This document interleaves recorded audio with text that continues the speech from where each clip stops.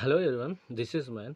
Today topic ఏంటంటే every year students admissions తీసుకుంటున్నారు. Okay, ఏంటంటే మిస్టేక్ చేస్తున్నారు. ఎలా అంటే అడ్మిషన్స్ తీసుకున్నారు, ఓకే అయిపోయింది. నెక్స్ట్ ఎలా అడుగుతున్నారంటే, బ్రదర్ నేను ఇంగ్లీష్ మీడియం తీసుకున్నాను, ఓకే నేను తెలుగులో రాయొచ్చా ఎగ్జామ్స్, ఓకేనా. ఇంకోటి ఏంటంటే నేను తెలుగు మీడియం తీసుకున్నా బ్రదర్, లాంగ్వేజ్ ఇంగ్లీష్లో రాయొచ్చా అనేసి. ఫస్ట్ ఆఫ్ ఆల్ మిస్టేక్ చేయకండి. మీరు అడ్మిషన్ తీసుకోవాలి అన్నప్పుడు మీకు ప్రాపర్‌గా తెలిస్తేనే తీసుకోండి, ఓకేనా.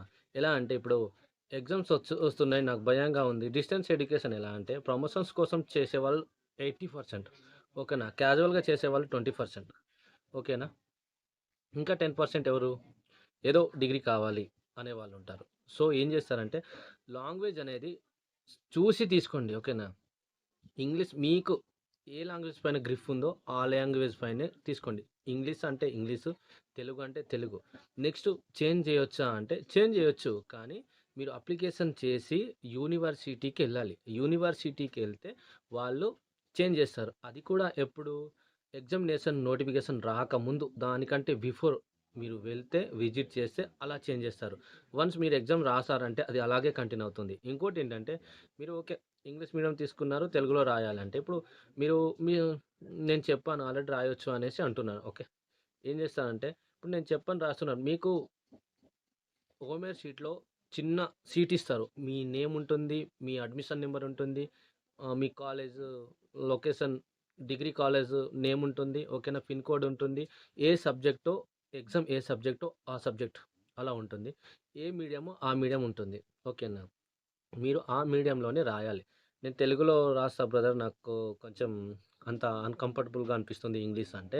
ఇప్పుడు ఒకటి మీకు చేంజ్ చేయాలి అనిపిస్తే doctor B R Ambedkar open university ఉంది కదా, మెయిన్ బ్రాంచ్ హైదరాబాద్‌లో.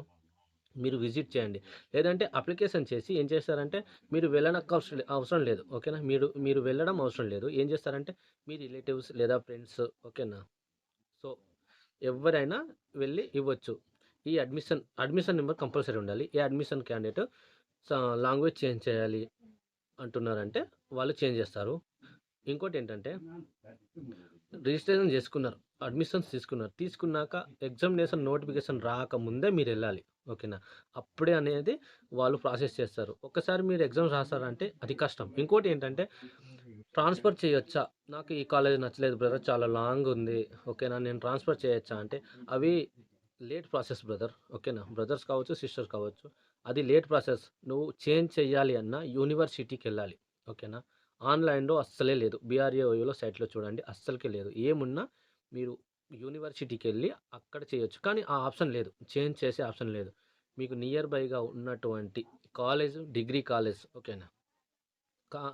సిర్పూర్ కాగజ్ నగర్ ఎస్‌కేజెడ్ డిగ్రీ కాలేజ్ అలా ఉంది. కొమ్రంభీం ఆసిఫాబాద్‌లో అదొకటి కాలేజ్ ఉంది. మీకు నియర్ బై కావచ్చు. సూర్యాపేటలో కావచ్చు, వరంగల్‌లో కావచ్చు, హైదరాబాద్‌లో కావచ్చు. మీకు నియర్ బైగా ఉంది.